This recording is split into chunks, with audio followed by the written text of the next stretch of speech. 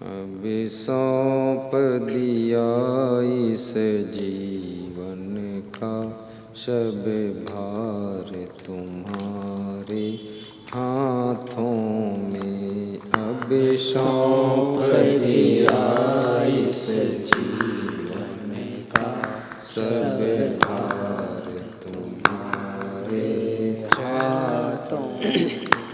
है जीत तुम्हारे हाथों में, है हार तुम्हारे हाथों में, है जीत तुम्हारे। सब गाइए ताली बजाकर जोर से गाइए। है हार तुम्हारे हाथों में, अब सौंप दिया इस जीवन का सब भार तुम्हारे हाथों में। अब सौंप दिया इस जीवन का सब भार तुम्हारे हाथों में।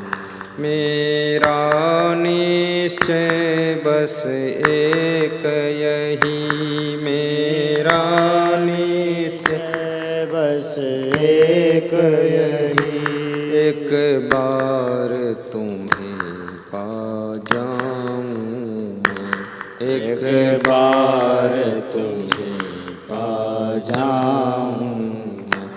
अर्पण कर दूं जीवन भर का सब प्यार तुम्हारे चरणों में। अर्पण कर दूं जीवन भर का सब प्यार तुम्हारे चरणों में। अब सौंप दिया इस जीवन का, अब सौंप दिया इस जीवन का सब भार तुम्हारे चरणों में। सब भार तुम्हारे चरणों में। है जीत तुम्हारे चरणों में, है हार तुम्हारे चरणों में। है जीत तुम्हारे चरणों में, है हार तुम्हारे चरणों में। दिया इस जीवन का सब भार तुम्हारे हाथों में। बोलिए सद्गुरु भगवान की जय।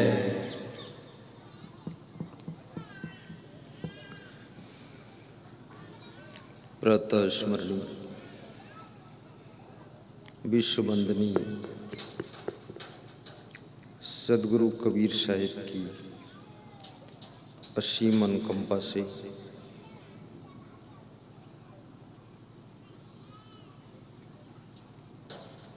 भारत देश की अवतार भूमि उत्तर प्रदेश डिस्ट्रिक्ट औरैया ग्राम ककरैया रतनपुरी की तपस्थली में कबीर पारक आश्रम की साधना भूमि में सुखद सत्संग समागम शुभारंभ हो रहा है। जिनके दर्शन से पाप ताप संताप श्राप सब मिट जाते हैं, जिनकी वाणी से विश्व के प्राणियों को शांति मिलती है, ऐसे पूज्य सद्गुरु श्री क्षमादेव जी के पावन चरणों का आशीष लेकर पूज्य श्रद्धेय संत श्री रतन साहिब जी के सानिध्य में ये समागम संपन्न हो रहा है। मधुमंगलमय संत समाज, धर्म स्नेही बंधुओं, श्रद्धा मूर्ति माताओं बहनों तथा मेरे प्रिय आत्मन बच्चों,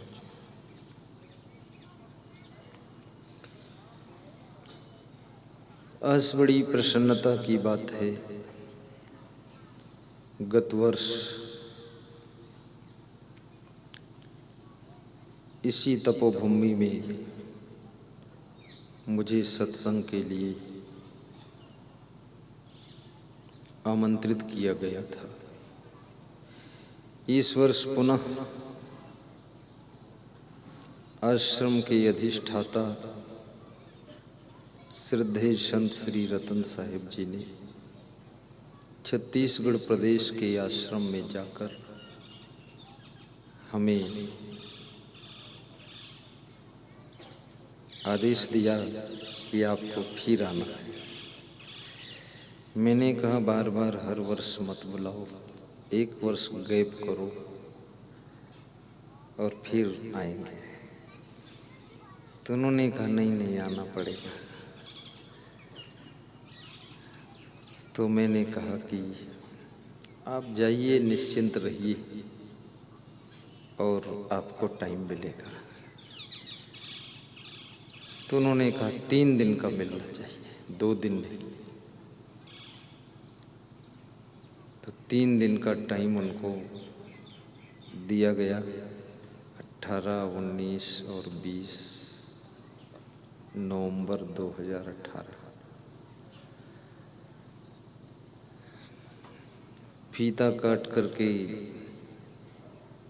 समागम का शुभारंभ श्रद्धेय श्री रतन साहिब जी ने हरी साहिब और पवन साहिब के साथ में किया। फिर मैंने कहा बैठिए, आपका आसन लगा हुआ है। तो बोले कि हमें छुट्टी दे दो, वहाँ बहुत काम है, व्यवस्था देखना है।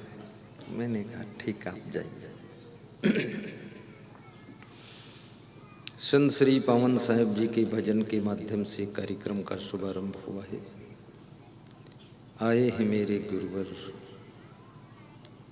आए हैं मेरे गुरुवर। बड़ा प्यारा भजन उन्होंने प्रस्तुत किया। सदगुरु कबीर साहिब से किसी ने पूछा है, किसी भक्त ने प्रश्न पूछा कि ये जीवन की कीमत क्या है और इसे कैसे संभालना चाहिए।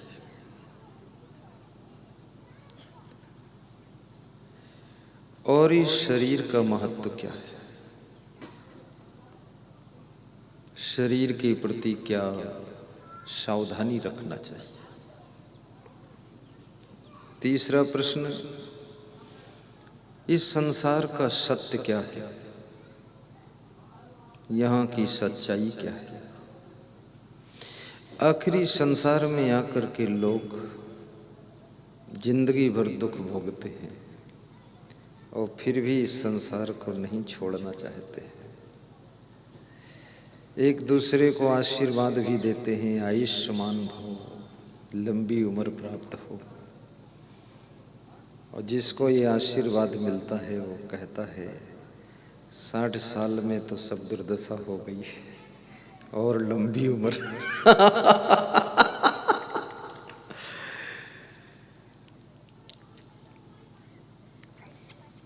मैंने महाभारत शास्त्र में देखा हूँ,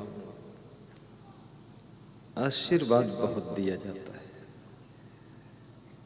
यशस्वी भव, तेजस्वी भव, आयुष्मान भव।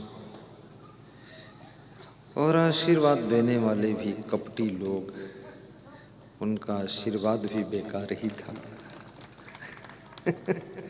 टिकड़म बनाते रहते थे, दुष्ट प्रवृत्ति के लोग थे।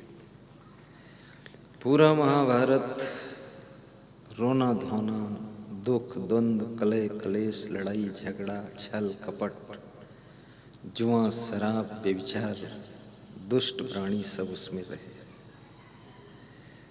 तो ये महाभारत को हमने देखा।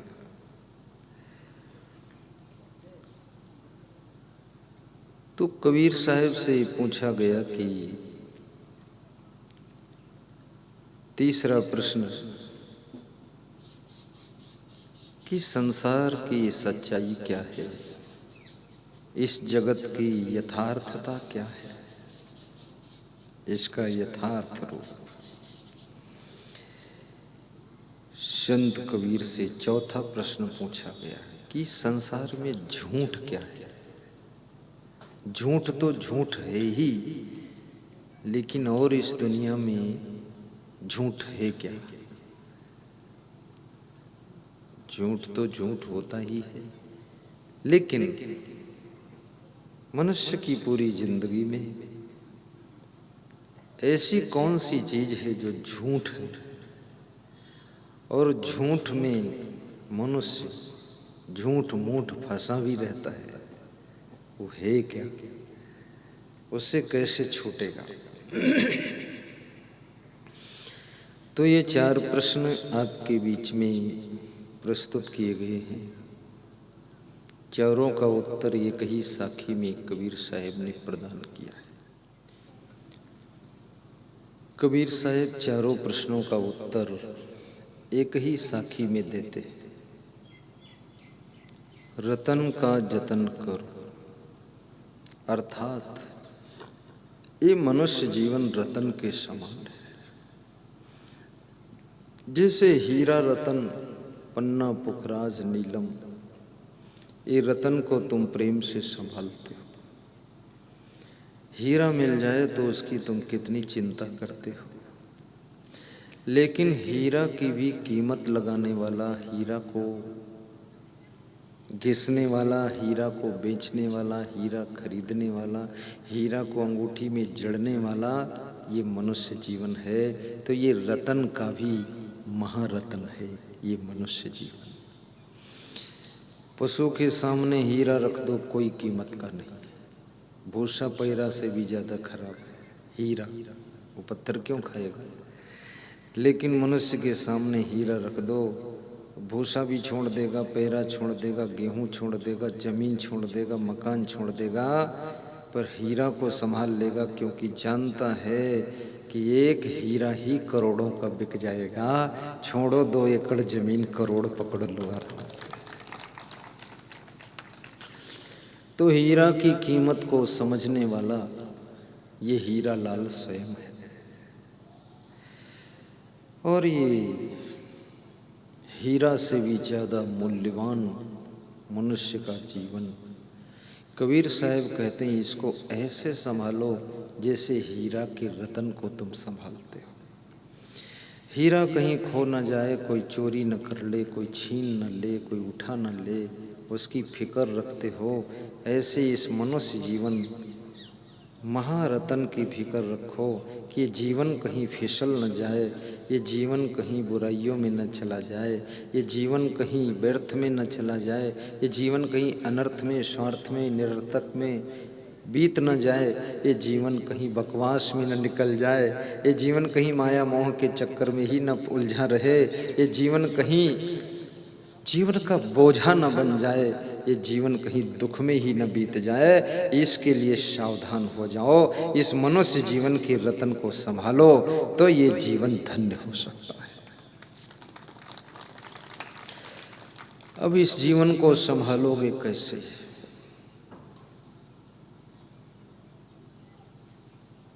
चलना संभल संभल के माया नगर यही है। काम क्रोध मद लोभ लुटेरा, माया नगर में किए हैं बसेरा, काया नगर में किए हैं बसेरा। ज्ञान खड़ंग से भगा दीजिए, बचपन की बिगड़ी बना लीजिए। आपको बचना किससे है? काम क्रोध लोभ मोह अहंकार ईर्ष्या द्वेष, इन्हीं से बचना है।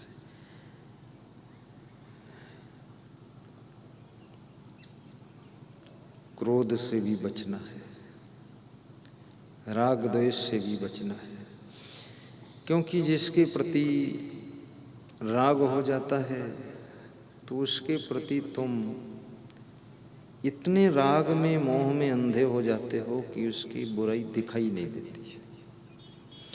और जिसके प्रति नफरत हो जाती है, द्वेष हो जाता है, उसकी अच्छाई नहीं दिखाई देती है। ये दोनों में बड़ा प्रभाव होता है। जैसे सासू को जिस बहू से नफरत हो जाती है तो उसका हर काम गलते दिखाई देता।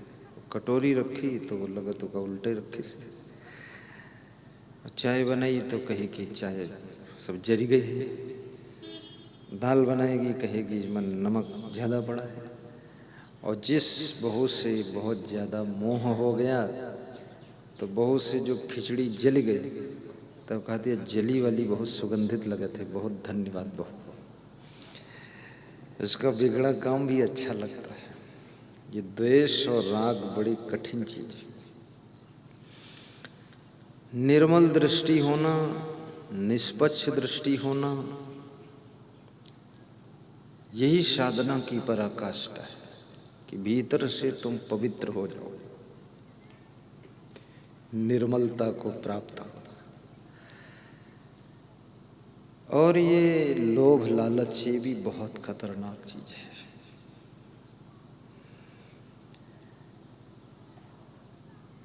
महात्मा बुद्ध राजपाट छोड़कर साधु हुए थे। राजा भर्तृहरि भी राजपाट छोड़कर अपनी रानी पिंगला को छोड़कर साधु बने थे। गोपी चंद उनके भांजे भी राजपाट छोड़कर साधु बने थे। तो कितने लोग साधु बनते हैं तो कहीं ऐसा आश्रम ढूंढते हैं जहाँ 10-20 एकड़ जमीन अपने नाम हो जाए। बहुत बेईमान लोग हैं। संस्था के नाम है तो उन्हें तसल्ली नहीं है, निजी नाम होना चाहिए। अंदर बेईमानी है कि कभी बेच बांच करके भोग विलास में उड़ा दूंगा। इसलिए जरा भी ज्ञान नहीं है, पूरा ज्ञान भरा हुआ है। राजा भर्तृहरि सब छोड़ के संत हो गए थे। राम भगवान भरत जी के लिए राजपाट छोड़कर वनवास चले गए थे। आज का भाई 1 फीट जगह के लिए भाई का कत्ल कर देता है, 1 फीट जगह के लिए। और रामायण अखंड करा रहा है और भाई का खंड कर रहा है। भाई के 2 टुकड़े और रामायण अखंड चल रही। फिर ये भी गा रहा, सो तुम जानो अंतर्यामी पूर्व मोर मनोरसम। अरे तेरे अंतर में भंगार भरी, उसके क्या मतलब? चौपाई खूब बनाई, सो तुम जानो अंतर्यामी। मन को शुद्ध करो ना। तो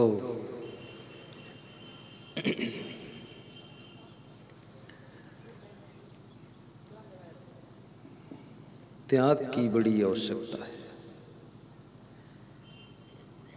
कहते हैं भाई के लिए कभी थोड़ा छोड़ना पड़े तो छोड़ देना। अभी मैं कानपुर में एक सज्जन के घर गया था, पधरौनी। कह रहे थे तुम्हारा प्रवचन मिल गया तो ठीक रहा, नहीं भाई ने कहा बहुत मारे पड़ते। हमने कहा भाई क्या करता है? बोले वो प्रोफेसर है, मैं लेक्चरर हूँ। कहला पूरी बेईमानी कर ली। कहला तुम्हारा सत्संगु क्रोध रोक लिए ने मारी बैठी थी जरूर। कहला मर्डर हो जाता, हम जेल में होते। कहला बची गए ना, ये से आप लाइन है घर में कि इनके चरण पूजा कर लो, जेल से बहरे कर दी नहीं तो मार डरते। बोले बहुत क्रोध आया, पूरी बेईमानी किया। ये लोभ आपसे ऐसे ऐसे काम करा देता है जिससे तुम खुद ही शर्मिंदा हो जाते हो। और ये भी याद नहीं है लोगों को कि भाग्य में जितना होगा उतना ही मिलेगा, चाहे लालच करके प्राप्त करो और चाहे मेहनत करके प्राप्त करो, उससे ज़्यादा मिलेगा नहीं। आप देखते होंगे, आप कुछ भी बनो, सभी चोर भी धनवान नहीं होते। चोर तो बन गए लेकिन चोरी में कुछ मिलत नहीं। किसी घर चोरी करने गए, भाग्य साथ नहीं देता है, तो वही स्टील के थाली कटोरी मिले, गठरी बांध के लाए और कुछ मिल रहा है। लेकिन जो चोर भाग्यशाली है तो वो गया तो फिर गले का हार मिल गया, एक ही हार में 1,00,000 2,00,000 का काम हो गया, बात खत्म हो गई। चोरी में भी भाग्य साथ देता है, साधु बनो इसमें भी भाग्य साथ रहता है। सभी साधु संपन्न थोड़े हो पाते हैं, नहीं, लेह कमंडल घूमते होंगे फालतू। और कुछ साधु है खुश भी रहता है और बहुत सुखी रहता है, प्रसन्न। ये अनेक जन्म के कर्मों का प्रभाव होता है, अनेक जन्म के कर्म भाग्य बन जाते हैं। गृहस्थी लाइन में तुम बंटवारा करो, किसी भाई के साथ बेईमानी कर लो, फिर भी वो पनप जाता है, भाग्य उसका अच्छा है। बाराबंकी तहसील फतेहपुर के एसडीएम के स्टेनो वीरेंद्र सिंह वर्मा बता रहे थे, मेरे पिताजी की मृत्यु के पश्चात चाचा जी ने बंटवारा किया, बंटवारे में बेईमानी किया और बेईमानी में गुरुदेव हम लोगों को भूसा वाला घर दिया, अच्छा घर खुद ले लिया। पिताजी मर चुके थे, हम 6 भाई थे, तो हमारे भाइयों को गुस्सा आई कि चाचा को मारो पकड़े। तो मेरी माँ ने कहा कि बेटा मारना मत, ये चाचा ने तुझको अपने हाथों से गोद में खिलाया है, उन हाथों पर तुम डंडा चलाओ, मत मारना, ये भूसा वाले घर को ही साफ करके इसी में रहो। तो उन्होंने बताया मैं एसडीएम का स्टेनो हो गया और 6 भाई की सर्विस लग गई और चाचा जी के लड़का सब दरुहा निकल गए, वो सब बर्बाद हो गए, ड्यूडेला हो गए, हमारे 6 मकान नए बन गए। भाग्य, बेईमानी नहीं करना चाहिए, ईमानदारी, जिसका जितना हिस्सा है ईमानदारी से दे दो।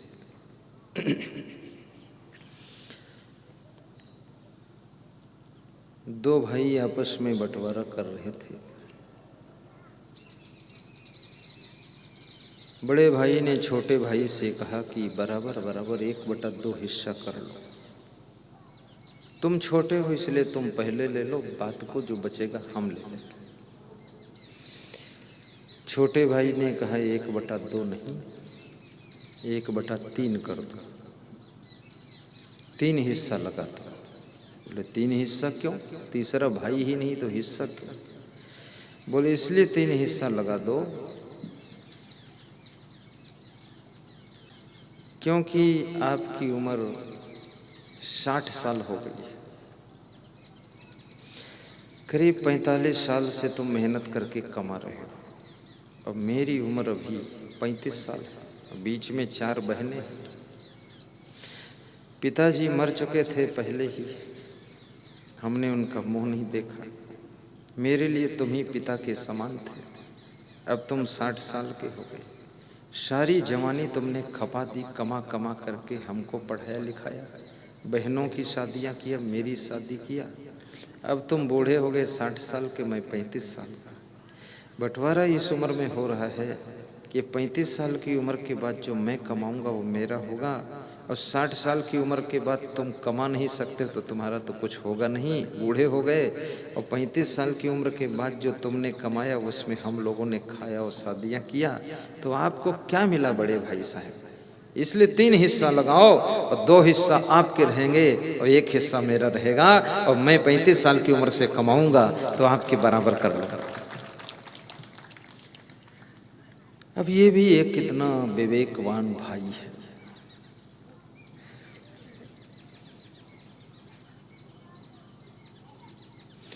इसलिए आप देखते होंगे कि बंटवारे में ज्यादातर बड़ा भाई रोता बहुत है, दुखी होता है, क्योंकि वो जानता है सारी उम्र तो चली गई। छोटे भाई अभी बहुत उम्र बची है, ये कमाएंगे, उन्नत करेंगे, हम तो पिछड़ गए, सब बट गया। लेकिन दूसरों को अधिक हिस्सा देने वाला वो दूसरे के भाग्य में भी अपना हिस्सा बना लेता है, दूसरों की सेवा करने वाला,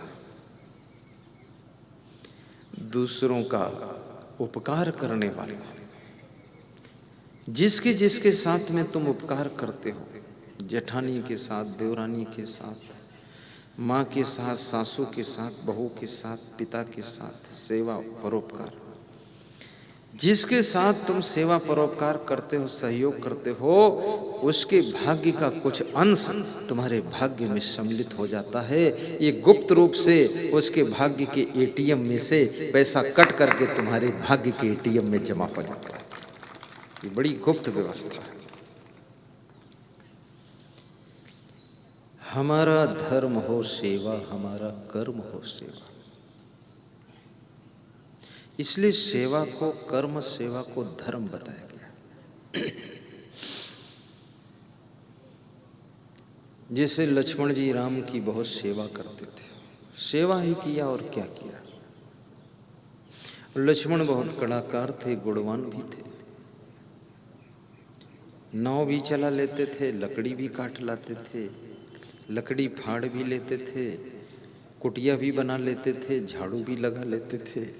राम के पाँव में कांटा गड़ जाए तो चुप कर निकाल लेते थे, दुपट्टा से पोंछ देते थे। जब सीता का हरण हो गया तो राम दुखी थे, सुग्रीव से मिले, हनुमान जी ने मिलन कराया। तो सुग्रीव ने कहा कि राम ज्यादा विह्वल मत होइए, सीता का पता लग जाएगा। जिस वस्तु से, जिस व्यक्ति से आपका बहुत प्रेम होता है, उसका वियोग दुखद हो जाता है, और जिससे आपका प्रेम नहीं है उसका संयोग दुखद हो जाता है, उसका मिलना भी दुखदायी हो जाता है। चाहे वस्तु हो चाहे व्यक्ति हो। कितने लोग शादी करके दुखी हैं और कितने लोग शादी करके वियोग हो गया तो दुखी, और कितने लोग ध्यान में जब बैठते हैं तो भगवान से यही मांगते हैं, किसी तरह मेरी पत्नी से पिंड छूट जाए। चंडाल खोपड़ी है। रोज गाली बकती है, हल्ला मचाती है, चिल्लाती है। कितनी स्त्रियों को तो बिल्कुल ज्ञान नहीं है, बहुत चिल्लाती है, बहुत शोरगुल मचाती है। तुम ज्यादा बोल दो तो जहर भी खा लेगी, और कुछ न बोलो तो चिल्लाना बंद नहीं करेगी, और बहुत जलबला जाती है पूरा, और कहती है हमारे कलेजे में आग लगी। तो पूछो धुआं कहीं नहीं निकल रहा। बोले उन्होंने तुम्हारे ऊपर धुआं फेंक दी।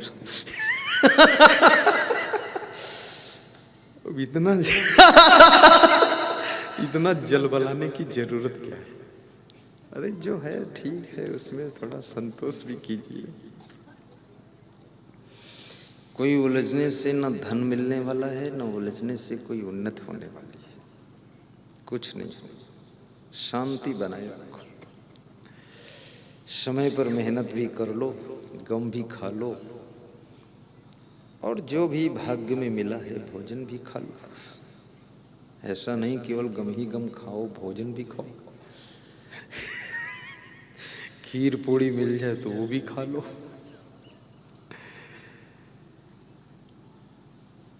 कितने पुरुषों को भी बड़ा आफा काफा रहता है, बहुत हैरान, कबहू चैन नहीं उनका है। कितने पुरुष तो ऐसे हैं कि पड़वा की तरह पड़े रहते, कोई काम नहीं करते, और कहते हैं कि हम बहुत सुखी हैं। सुखी नहीं हो, तुम महा आलसी हो। ये पड़वा की तरह पड़े हो, घर सब डीह ढेला हुई। उनकी पत्नियां समझाती है कि उठो कुछ तो करो, तो उठत हैं, पड़वा के यहाँ खोल एक दूसरे खूंटम बांध देते, और फिर अपना उठा एक दूसरी खटिया पहुड़ार देते। तो कहते कहाँ करे, कहीं पड़वा खूंटा बदल देना, अपन खटिया बदल देना। खुद पड़वा और घर में पड़वा, सब नरक बना दिया। मेहनत भी करना चाहिए। तो लक्ष्मण बड़े निपुण थे, सेवाशील थे।